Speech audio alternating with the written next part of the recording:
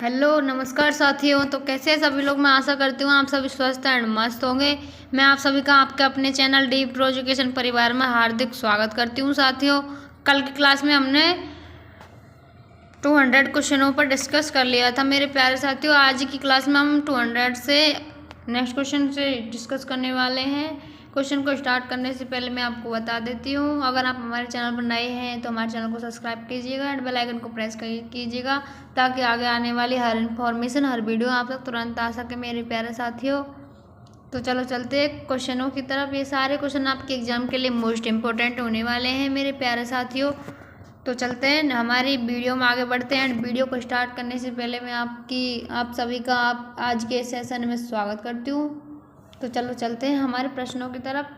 किसका अवशोषण पौधे अपनी जड़ों से करते हैं? किसका अवशोषण पौधे अपनी जड़ों से करते हैं? नाइट्रोजन, फास्फोरस, जल, इनमें से सभी कौन सा राइट आंसर होगा? इसमें सभी बच्चे कमेंट करेंगे इसका राइट आंसर क्या होगा। मेरे प्यारे साथियों, आपका इसमें राइट आंसर होने वाला ऑप्शन नंबर डी, इनमें से सभी। किसका अवशोषण पौधा अपने जड़ों में करता है? नाइट्रोजन का, फास्फोरस का, जल का। तो राइट आंसर क्या हुआ? Option number D. चलते हैं फिर अगले प्रश्न की तरफ। हमारा अगला प्रश्न आपके सामने है। हमारा अगला प्रश्न, ऑक्सीजन का वाहक कौन है? ऑक्सीजन का वाहक कौन है? WBC, RBC, लसीका, इनमें से कोई नहीं। सभी बच्चे कमेंट करेंगे इसमें राइट आंसर क्या होगा। मेरे प्यारे साथियों, आपका इसमें राइट आंसर होने वाला है ऑप्शन नंबर बी है, वो आपका क्या होगा? Right answer. Option number B आपका क्या होगा? Right answer. RBC क्या है? ऑक्सीजन का वाहक है। चलते हैं फिर अगले क्वेश्चन की तरफ। हमारा अगला प्रश्न आपके सामने आने वाला है। हमारा अगला प्रश्न है,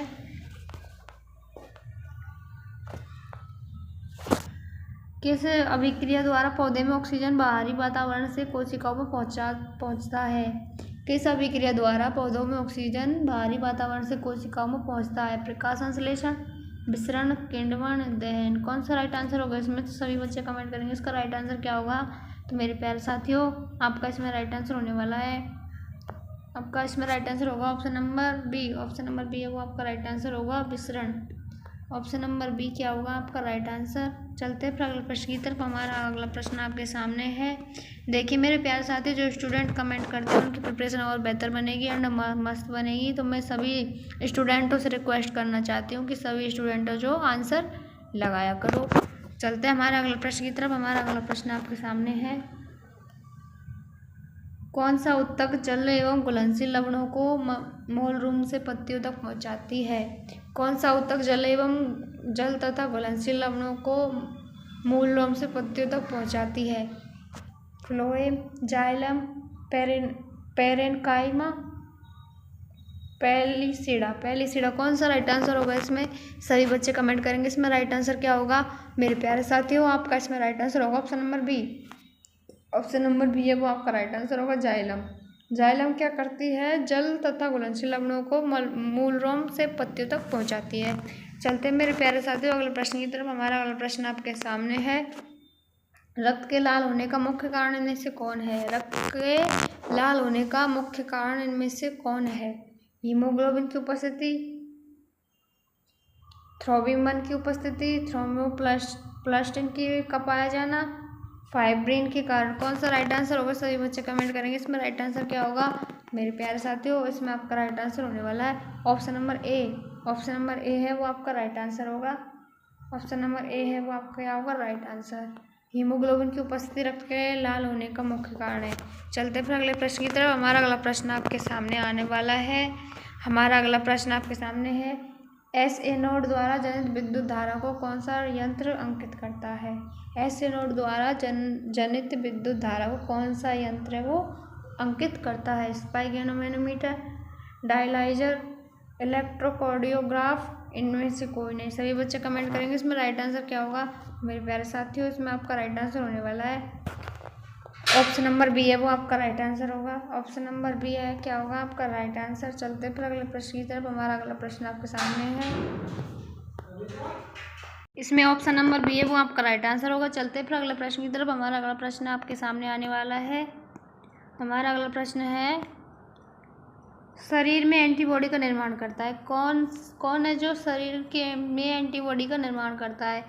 एम्फोसाइट, मोनोसाइट, बेसोफिल, न्यूट्रोफिल। कौन सा राइट आंसर होगा इसमें? तो मेरे प्यारे साथियों इसमें आपका राइट आंसर होने वाला option number A. Option number A है वो आपका राइट आंसर होगा।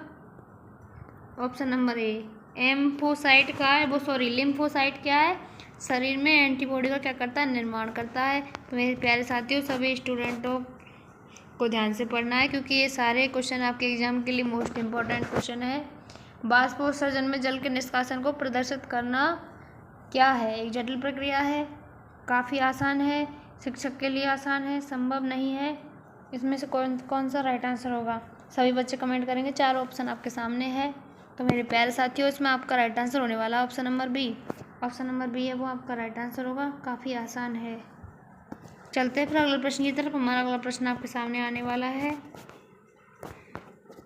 निम्न में सबसे तेज धड़कन किसका होता है?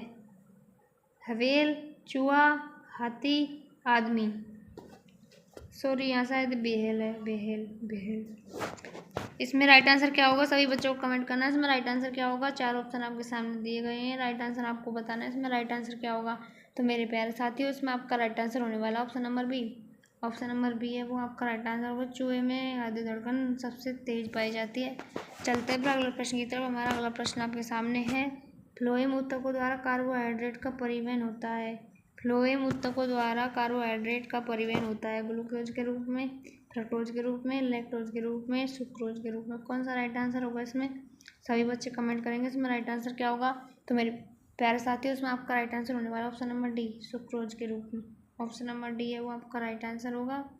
चलते हैं फिर अगले प्रश्न की तरफ। हमारा अगला प्रश्न है वो आपके सामने आने वाला है।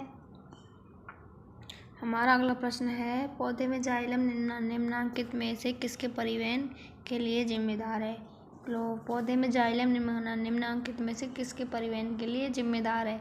ग्लूकोज के रूप में, फ्रक्टोज के रूप में, लैक्टोज के रूप में, सुक्रोज के रूप में। कौन सा राइट आंसर होगा? सभी कमेंट करेंगे इसमें राइट आंसर क्या होगा। तो इसमें आपका राइट आंसर होने वाला ऑप्शन नंबर ए, ग्लूकोज के रूप में जिम्मेदार होता है। चलते फिर अगले प्रश्न की तरफ। हमारा अगला प्रश्न आपके सामने है, सॉरी आंसर देख लें।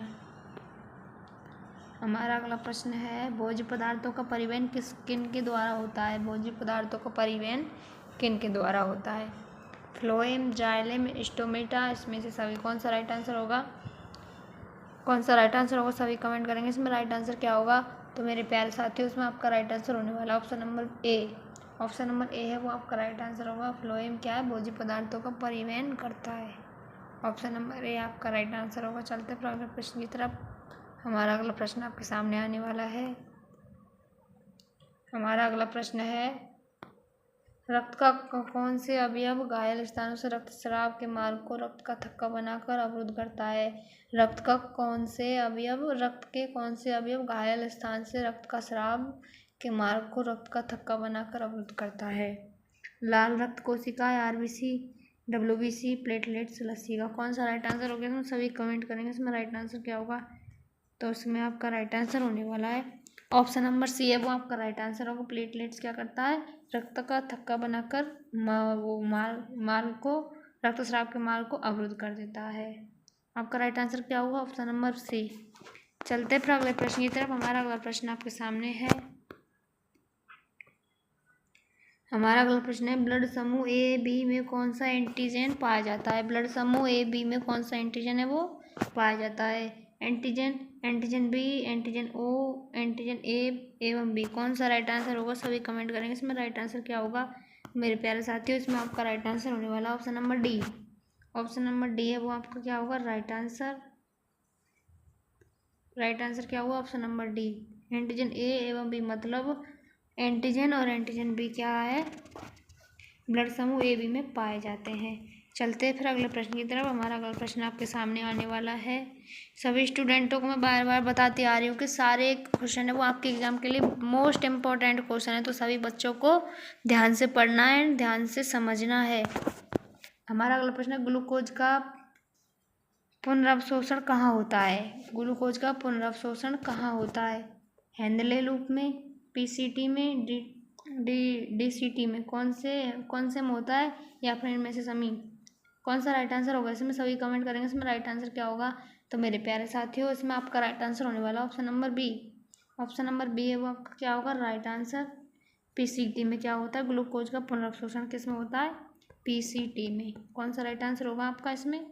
आपका इसमें राइट आंसर क्या हुआ? Option number B. चलते हैं फिर अगले प्रश्न की तरफ। हमारा अगला प्रश्न आपके सामने है, जलीय जीव में नाइट्रोजनी अवशिष्ट पदार्थ तो होता है, जबकि स्थलीय में क्या होता है, अमोनिया यूरिया, यूरिया यूरिक अम्ल, अमोनिया यूरिक अम्ल, यूरिया अमोनिया। कौन सा राइट आंसर होगा इसमें? सभी कमेंट करेंगे इसमें राइट आंसर क्या होगा। तो इसमें आपका राइट आंसर होने वाला है मेरे प्यारे साथियों option number A. Option number A है वो आपका क्या होगा, राइट आंसर। ऑप्शन नंबर ए क्या है आपका, राइट आंसर। चलते हैं फिर अगले प्रश्न की तरफ। हमारा अगला प्रश्न है वो आपके सामने आने वाला है। हमारा अगला प्रश्न है, रक्त का पीएच, रासायनिक सांद्रता तथा विद्युत अपघट्य समन्वय का नियंत्रण किया जाता है। ग्लोमेरुलर फिल्ट्रेशन, चयनात्मक पुनर्अवशोषण, ट्यूबुलर स्रवण, हीमोडायलिसिस। कौन सा राइट आंसर होगा इसमें? चार ऑप्शन आपके सामने दिए गए हैं, तो इसमें आपका राइट आंसर होने वाला है मेरे प्यारे साथियों ऑप्शन नंबर बी है वो आपका क्या होगा, right answer. Option number B आपका क्या होगा, राइट आंसर। चलते हैं फिर अगले प्रश्न की तरफ। हमारा अगला प्रश्न आपके सामने आने वाला है, मनुष्य के उत्सर्जन तंत्र में होता है, मनुष्य के उत्सर्जन तंत्र में क्या होता है, वृक्क, मूत्रवाहिनी, मूत्राशय, इनमें से सभी। कौन सा राइट आंसर होगा इसमें? सभी कमेंट करेंगे इसमें राइट आंसर क्या होगा। तो मेरे प्यारे साथियों इसमें आपका राइट आंसर होने वाला ऑप्शन नंबर डी, इनमें से सभी। उत्सर्जन तंत्र में वृक्क भी होता है, मूत्रवाहिनी भी होती है, मूत्राशय तथा मूत्र मार्ग भी होता है। तो चलो चलते हैं अगले प्रश्न की तरफ। हमारा अगला प्रश्न आपके सामने है,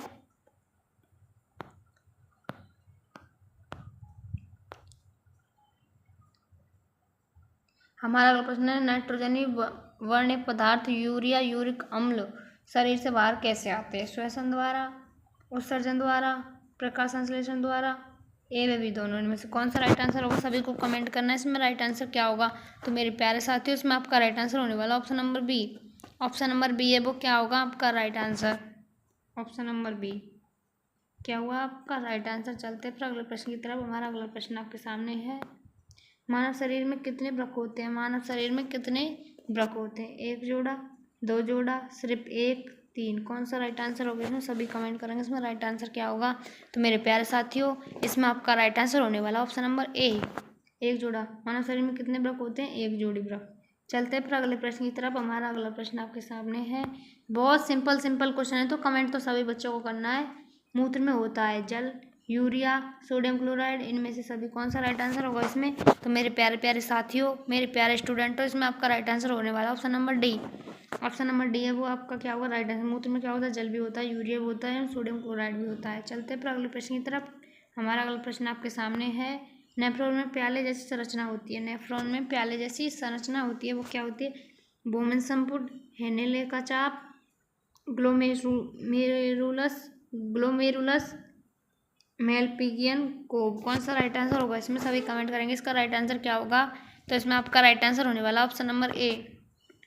ऑप्शन नंबर ए है वो आपका क्या होगा राइट आंसर, बोमन संपुट। चलते फिर अगले प्रश्न की तरफ। हमारा अगला प्रश्न आपके सामने है, कौन सी रचना बोमन संपुट से घिरी होती है?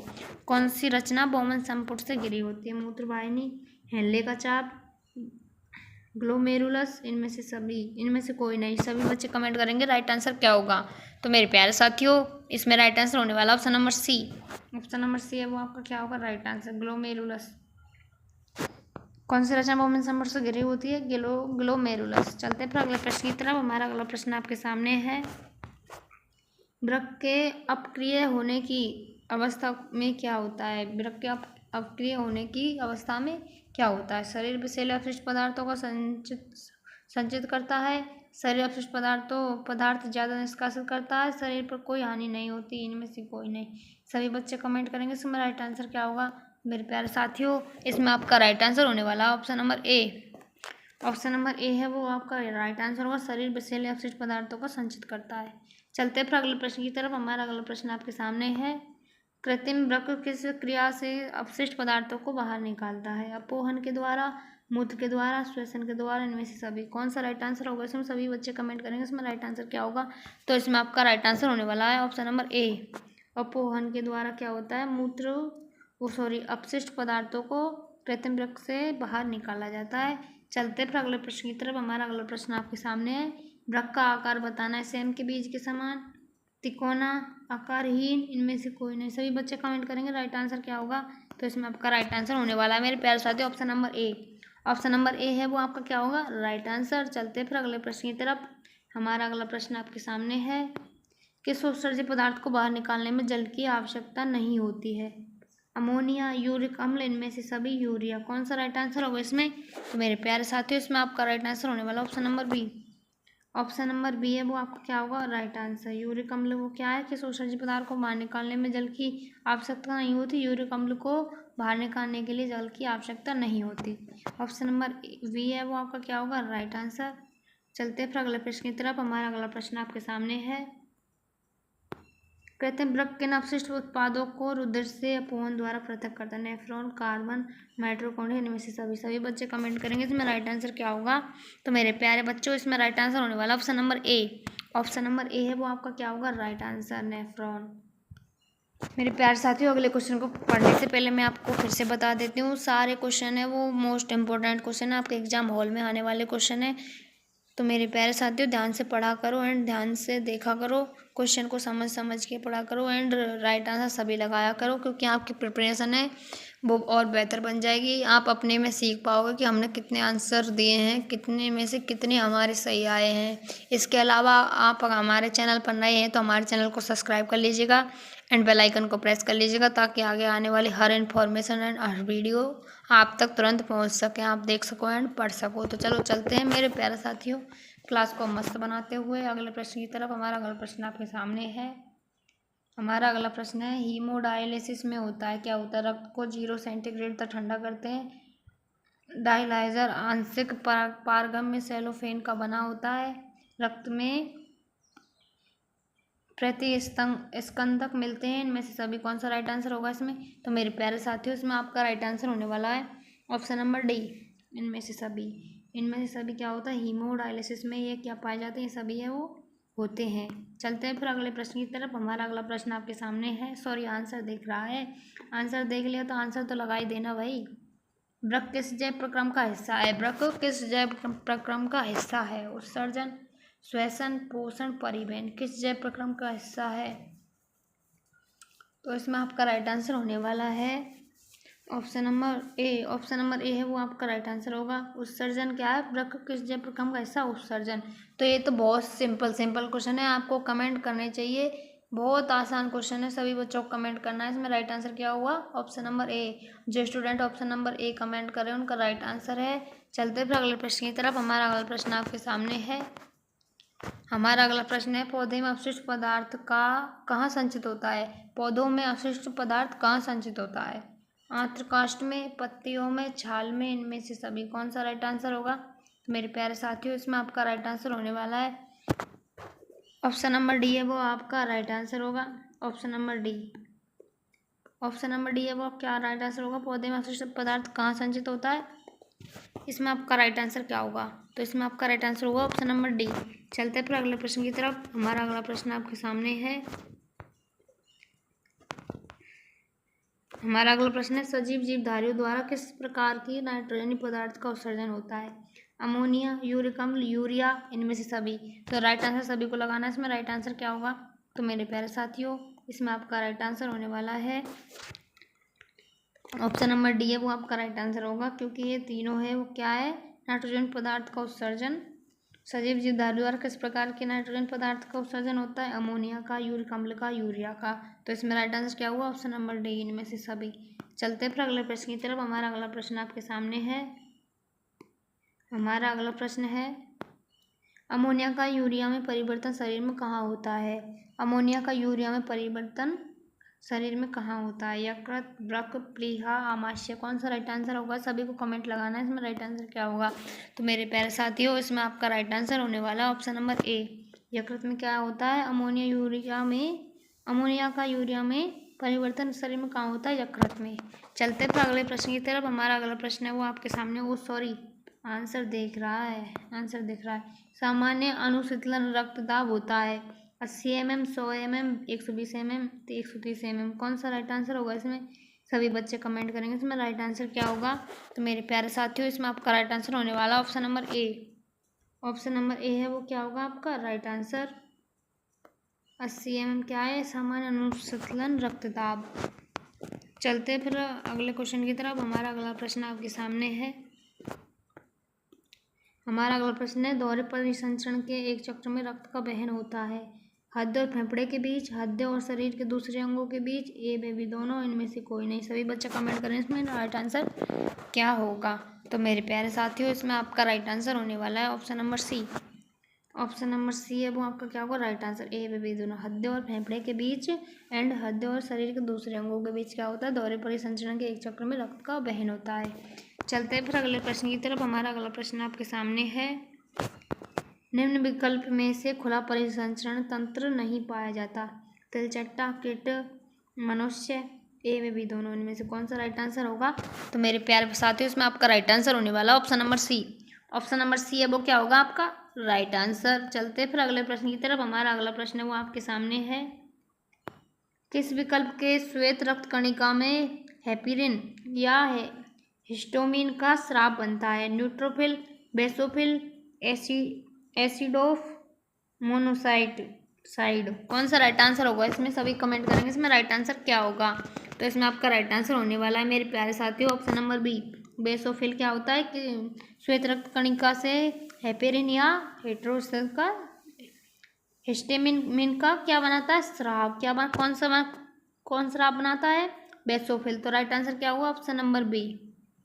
चलते फिर अगले प्रश्न की तरफ। हमारा अगला प्रश्न है वो आपके सामने है, हृदय के से फेफड़े में रक्त जाता है, इसमें रिक्त स्थान दे रखा है वो हमको भरना है। दायां आलिंद, बायां आलिंद, दायां आलिंद, वो दायां निले, बायां निले, कौन सा राइट आंसर होगा इसमें? तो मेरे प्यारे साथियों, इसमें आपका राइट आंसर होगा ऑप्शन नंबर सी, दायां निले। हृदय में दायां निले से फेफड़े में रक्त जाता है। दायां निले से कहाँ जाता है रक्त? फेफड़े में। तो मेरे प्यारे साथियों, चलते एंड क्लास में आगे बढ़ते हैं। तो ये मेरे क्वेश्चन को आगे पढ़ने से पहले मैं आपको बिग सरप्राइज वो लेकर आ चुकी हूँ मेरे प्यारे साथियों। तो हमारे सरप्राइज को ध्यान से देखिएगा। यहाँ पे मैं आपको ला चुकी हूँ बिग सरप्राइज, है ना। तो हमारा आवर न्यू ऐप लॉन्च, वो हमारा न्यू ऐप है ना, वो लॉन्च हो चुका है मेरे प्यारे साथियों। तो जाइए प्ले स्टोर से हमारे न्यू ऐप है उसको डाउनलोड करिएगा। हमारा ऐप का लोगो आपको कुछ इस प्रकार का दिखेगा, तो आप उस पर क्लिक करके हमारा ऐप डाउनलोड कर लीजिएगा। एंड मस्त बनाते हैं। हमारा पहला क्वेश्चन आपके सामने आ गया है। तो बहुत से स्टूडेंट सोच रहे होंगे कि हमने ये 238 क्वेश्चन तक कर लिया था, तो मैडम ने 1 से क्यों स्टार्ट किया है? तो मेरे प्यारे साथियों, उसमें उतने ही क्वेश्चन थे। आज हम 1 क्वेश्चन से फिर से स्टार्ट करने वाले हैं। ये हमारे अलग क्वेश्चन है उनसे अलग। तो हमारा अगला क्वेश्चन है, तंत्रिका तंतु की उपस्थिति किस प्राथमिक ऊतक द्वारा होता है? तंत्रिका तंतु की उत्पत्ति किस प्राथमिक ऊतक द्वारा होता है? कई बार ऐसा होता है ना, हमारा कोई भी मतलब ऐसे कोई शब्द है वो हमारी आंखों के सामने है और हम उसको पढ़ सकते हैं, फिर ही हम उसको गलत पढ़ देते हैं। तो हमें ये क्या है, तंत्रिका तंतु की उत्पत्ति किस प्राथमिक ऊतक द्वारा होती है? एस्टोडर्म, मेसोडर्म, एंडोडर्म, इनमें से कोई नहीं। सभी बच्चे कमेंट करेंगे इसमें राइट आंसर क्या होगा। तो मेरे प्यारे साथियों, इसमें आपका राइट आंसर होने वाला option number C. Option number C है वो आपका क्या होगा राइट आंसर। चलते हैं फिर अगले प्रश्न की तरफ। हमारा अगला प्रश्न आपके सामने है। हमारा अगला प्रश्न, मानव हृदय का औसत प्रकंपन दाब लगभग कितना है? 120 mm, 150, 20, इनमें से कोई नहीं। सभी कमेंट करेंगे इसमें राइट आंसर क्या होगा। तो मेरे प्यारे साथियों, इसमें आपका राइट आंसर होने वाला option number A. Option number A है वो आपका क्या होगा 120। चलते हैं फिर अगले प्रश्न की तरफ। हमारा अगला प्रश्न आपके सामने है, यदि हमारे आहार में आयोडीन की कमी है तो हमें किस प्रकार के रोग होने की संभावना होती है? ग्वाइटर, गलगंड, घेंगा, इनमें से सभी कौन सा राइट आंसर होगा इसमें? तो मेरे प्यारे साथियों, इसमें आपका राइट आंसर होने वाला है option number D. Option number D है वो आपका राइट आंसर होगा। गलगंड या घेंगा रोग किस रोग के किस चीज़ की कमी से होती है? आयोडीन कमी से। कौन सा रोग होता है? ग्वाइटर एंड गलगंड एंड घेंगा रोग क्या हो जाता है? आयोडीन की कमी से हमें गलगंड या घेंगा रोग या ग्वाइटर रोग हो जाता है। तो इसमें आपका राइट आंसर क्या हुआ? Option number D. चलते फिर अगले प्रश्न की तरफ। हमारा अगला प्रश्न जो आपके सामने, पादप हार्मोन का उदाहरण है पेप्सिन, एड्रिनल, ऑक्सीजन, टेस्टोस्टेरोन, कौन सा राइट आंसर होगा इसमें? सभी कमेंट करेंगे इसमें राइट आंसर क्या होगा। तो मेरे प्यारे साथियों इसमें आपका राइट आंसर होगा option number C, auxin. Auxin क्या है? पादप हार्मोन। पादप हार्मोन का कौन सा है? ऑक्सीन। ऑप्शन नंबर सी है वो आपका क्या होगा? Right answer. चलते हैं फिर अगले प्रश्न की तरफ। हमारा अगला प्रश्न आपके सामने, मनुष्य के शरीर में सबसे बड़ी ग्रंथि, लीवर, अग्नाशय, अंडाशय, एंड्रिनल, कौन सा राइट आंसर होगा इसमें? तो मेरे प्यारे साथियों इसमें आपका राइट आंसर होने वाला है, इसमें आपका राइट आंसर होने वाला ऑप्शन नंबर ए, लीवर है वो शरीर में सबसे बड़ी ग्रंथि है। अब की तरफ हमारा अगला प्रश्न आपके सामने आने वाला है। ऑक्सीन है, ऑक्सीन है क्या? एक हार्मोन, वसा, एंजाइम, कार्बोहाइड्रेट।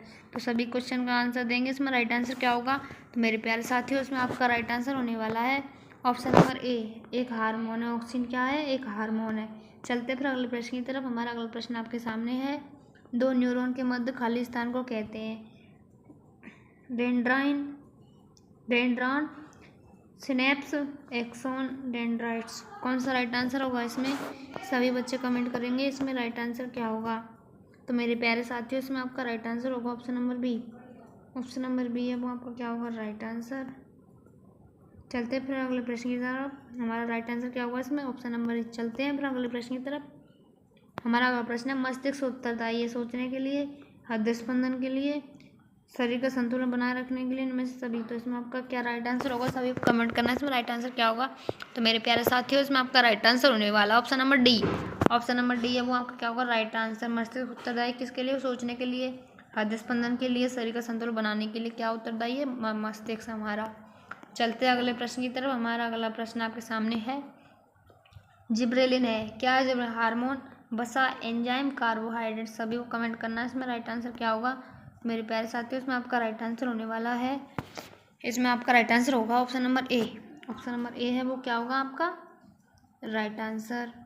ऑप्शन नंबर ए राइट आंसर होगा, हार्मोन। जिब्रेलिन क्या है? हार्मोन। चलते हैं अगले प्रश्न की तरफ। हमारा अगला प्रश्न आपके सामने है,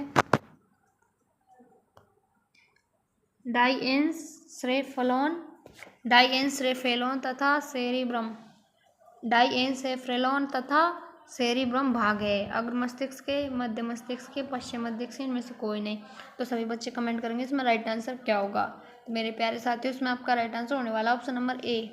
ऑप्शन नंबर ए है वो क्या होगा? राइट आंसर, अग्र मस्तिष्क। चलते पर अगले प्रश्न की तरफ। हमारा अगला प्रश्न आपके सामने है, रुद्रचाप इनमें से कौन नियंत्रित करता है? रुद्रचाप इनमें से कौन नियंत्रित करता है?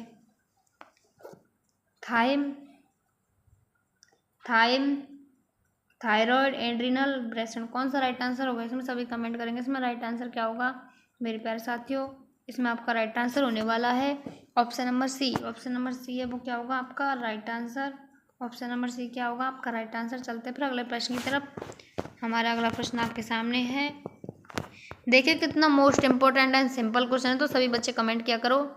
मैं बार बार बोलती आ रही हूँ, सभी को कमेंट करना है। आपको अपनी प्रिपरेशन है वो बेहतर बनानी है कि नहीं बनानी? बनानी है ना, तो सभी को कमेंट करना जरूरी है। आप कमेंट किया करो, ब्रेस्ट द्वारा स्रावित हार्मोन को क्या कहते हैं?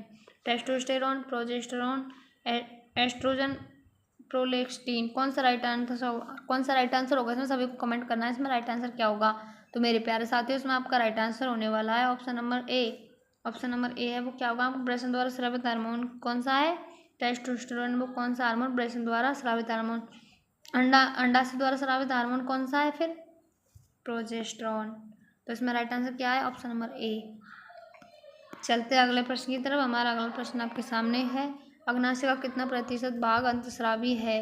अग्नाशय का कितना प्रतिशत भाग अंतःस्रावी है?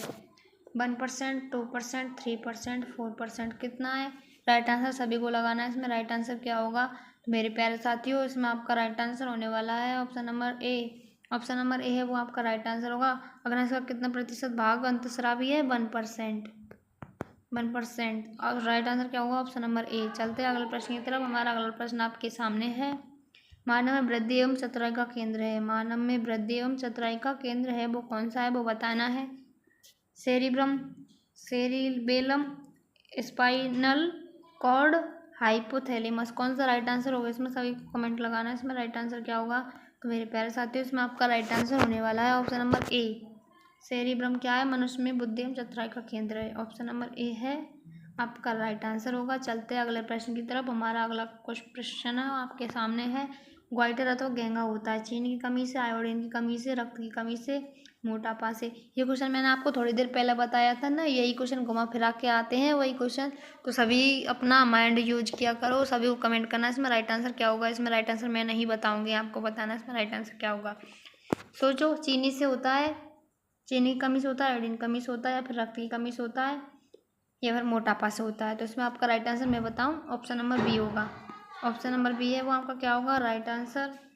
ऑप्शन नंबर बी आपका क्या होगा राइट आंसर। आयोडीन की कमी से क्या हो जाता है, गोइटरा घेंगा रोग हो जाता है। चलते हैं अगले प्रश्न की तरफ। हमारा अगला प्रश्न आपके सामने है, मेरुरज्जु की रक्षा करती है कशेरुकदंड, क्रोनियम, कॉर्पस कैलोसम, इनमें से सभी कौन सा राइट आंसर होगा इसमें। तो इसमें आपका राइट आंसर होने वाला है ऑप्शन नंबर ए है वो आपका राइट आंसर होगा। ऑप्शन नंबर ए क्या होगा आपका राइट आंसर होगा, कशेरुकदंड की। दंड किसकी रक्षा करता है, मेरुरज्जु की रक्षा करता है कशेरुकदंड। ऑप्शन नंबर ए है वो आपका राइट आंसर होगा। चलते हैं अगले प्रश्न की तरफ। हमारा अगला प्रश्न आपके सामने है, गर्भवती महिला के प्रसव के आखिरी समय में कौन सा हार्मोन दिया जाता है। ये बहुत इंपॉर्टेंट है, मोस्ट क्वेश्चन है, आपके एग्जाम में हो सकता है यही प्रश्न आ जाए। तो सभी बच्चों को कमेंट करना है इस क्वेश्चन पे, इसमें राइट आंसर क्या होगा। तो इसमें आपका राइट आंसर होने वाला है मेरे प्यारे साथियों, इसमें पहले ऑप्शन पढ़ लेते हैं। Vasopressin, oxytocin, oxytocin hormone, prolactin hormone, thyroxine hormone. कौन सा हार्मोन दिया जाता है जब महिला प्रसव के आखिरी समय में, कौन सा हार्मोन है वो दिया जाता है। तो इसमें आपका राइट आंसर होने वाला है option number B. Oxytocin hormone है वो महिला को कब दिया जाता है, जब वह प्रसव के लिए तैयार होती है, या प्रसव के आखिरी समय जब उसके बच्चा पैदा होने वाला होता है ना, जब बेबी का जन्म होने वाला है या फिर बेबी बर्थ होने वाला है, तो कौन सा इंजेक्शन दिया जाता है, ऑक्सीटोसिन। तो आपका राइट आंसर क्या होगा, ऑप्शन नंबर बी। चलते हैं फिर अगले प्रश्न की तरफ। हमारा अगला प्रश्न आपके सामने है, रक्त में ग्लूकोज की मात्रा नियंत्रित रखता है। रक्त में ग्लूकोज की मात्रा नियंत्रित रहता है ग्लूकागॉन के कारण, इंसुलिन के कारण, ए व बी दोनों, इनमें से कोई नहीं। सही कमेंट करेंगे इसमें राइट आंसर क्या होगा।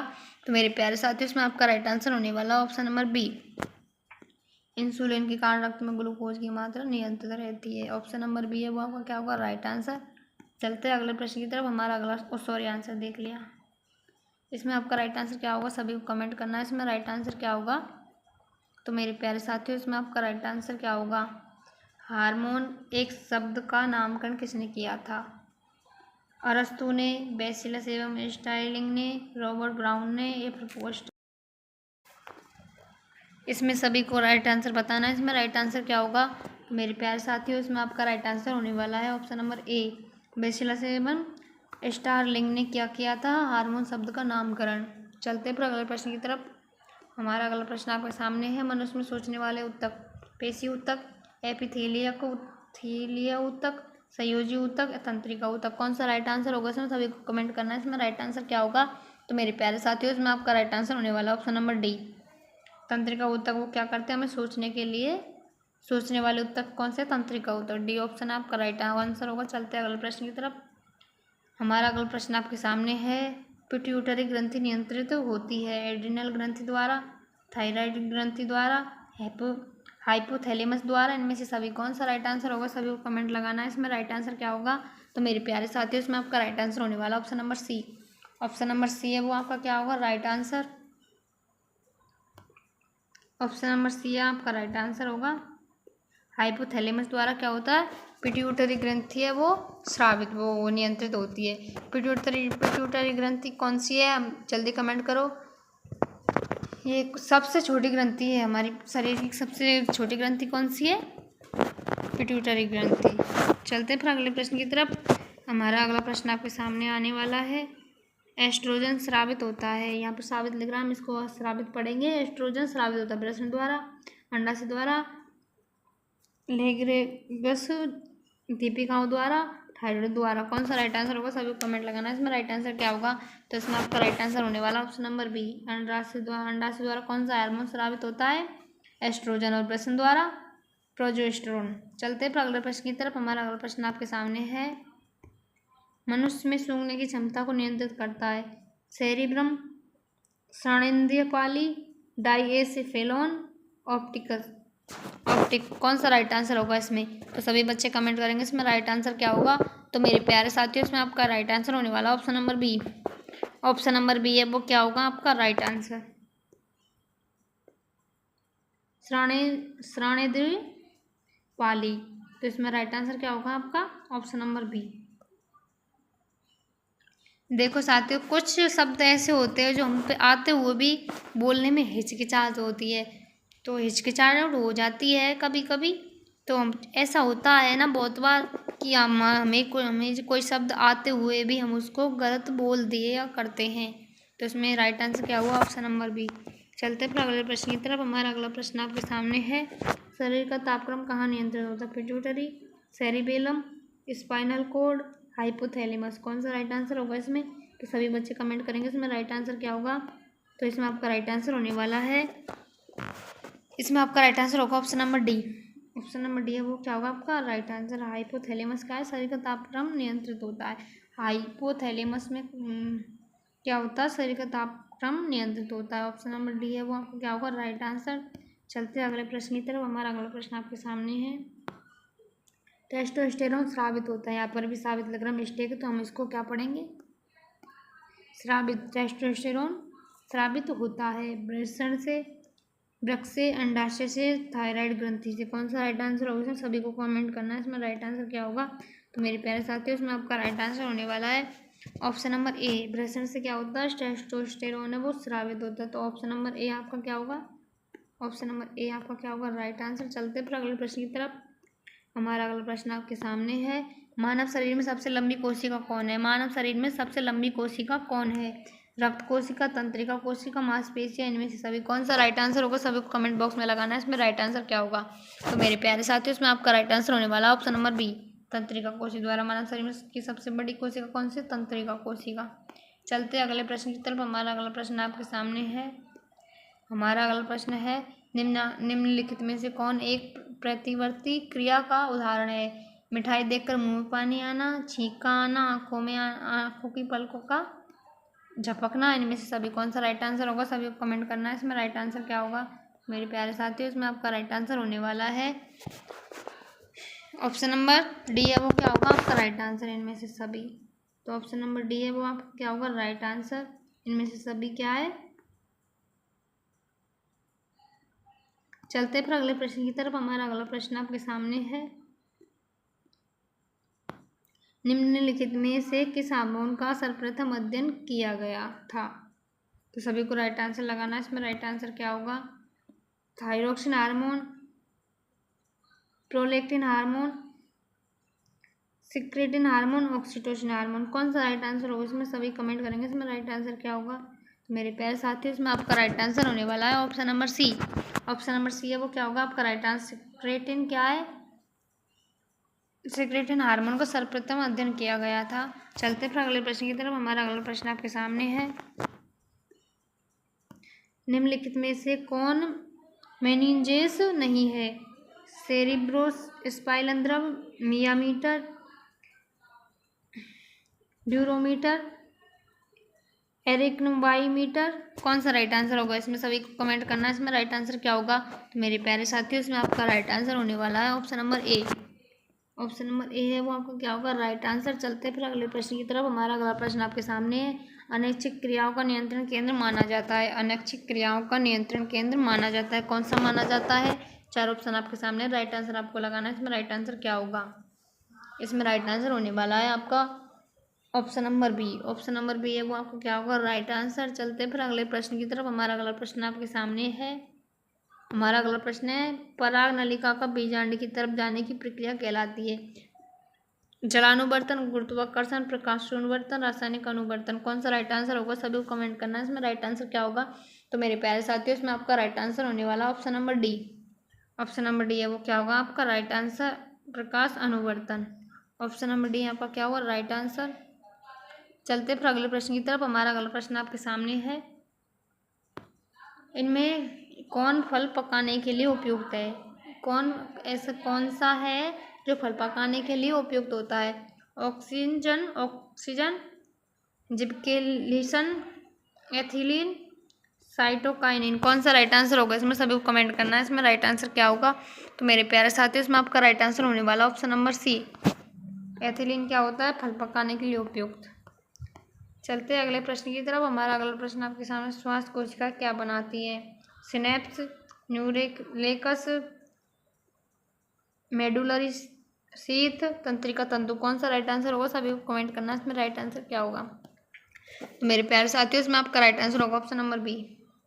ऑप्शन नंबर बी है वो आपका क्या होगा राइट आंसर। न्यूक्लियस क्या है?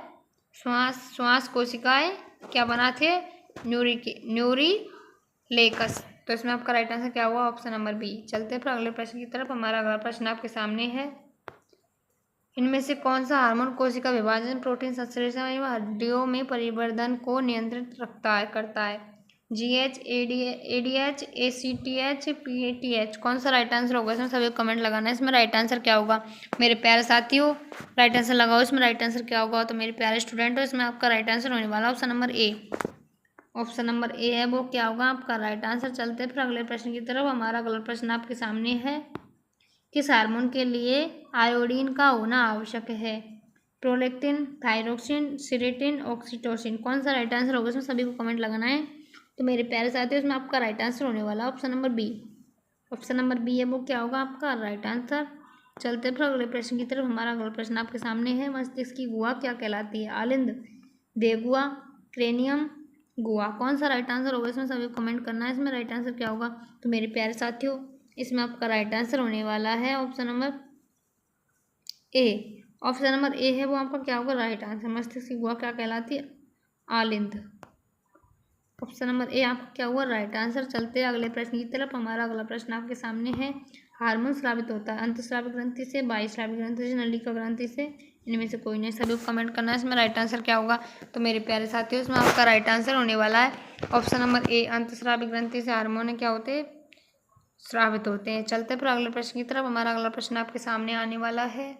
हमारा अगला प्रश्न है, एबीसीसक अम्ल का मुख्य कार्य क्या है? कोशिका विभाजन, कोशिका दीर्घन, कोशिका विलगन, फल पकाना। कौन सा राइट आंसर होगा इसमें तो मेरे प्यारे साथियों इसमें आपका राइट आंसर होने वाला है ऑप्शन नंबर सी, कोशिका विलगन। ऑप्शन नंबर सी है वो आपका क्या होगा ऑप्शन नंबर सी आपका राइट आंसर होगा।